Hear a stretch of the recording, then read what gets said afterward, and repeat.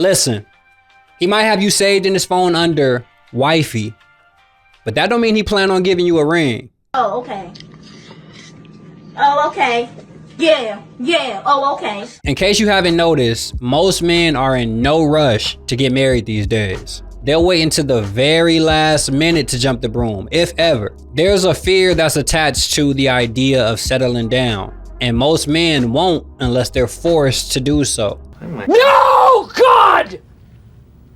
No, God, please, no! No! Rapper Big Sean recently sat down with Charlemagne and explained, or at least tried to explain, why he still hasn't married his longtime girlfriend and the mother of his child, Jhené Aiko. Of course, the internet wasn't satisfied with his explanation, and if I'm being honest, I understand why. She definitely is someone who, but having a kid definitely makes it hard in a lot of ways to just like, yeah, it is important to have, especially like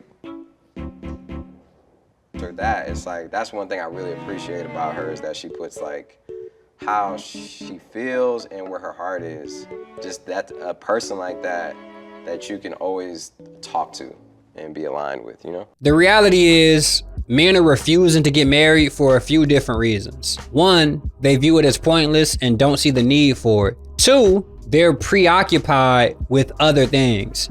And three, our culture promotes singleness and promiscuity. As long as men don't understand the purpose for marriage, they'll continue to be reluctant to actually get married. Marriage is an institution created by God to glorify God, but most men don't have a relationship with God. The Bible tells us in the book of Genesis that it's not good for man to be alone.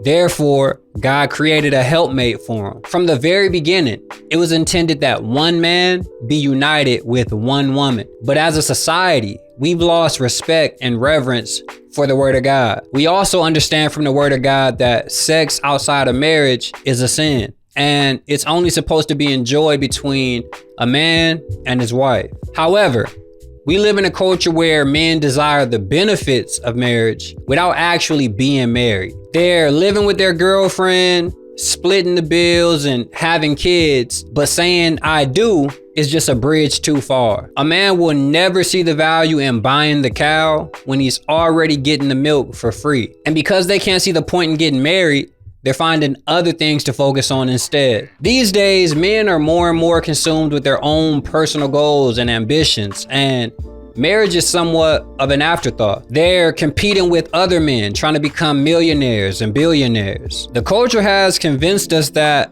a man isn't valuable unless he's wealthy. And for the most part, men have taken this challenge head on. They're trying their best to become the type of man that social media props up, and that's taking their attention away from finding a suitable helpmate. As long as their sexual appetite is satisfied, they can get back to chasing the bag. It certainly doesn't help that it's much harder today to provide for a wife and kids than it was 30, 40 years ago. And for that reason, the idea of being a rolling stone is much more attractive to most men than the thought of being a husband and provider. Our culture encourages men to be players as opposed to being faithful husbands. Virtually all the music champions having multiple women and never settling down. Rapping about your wife is not very popular. Just ask Chance the Rapper. Oh, I love my wife. I love my wife. Let's go ride a bike with my wife.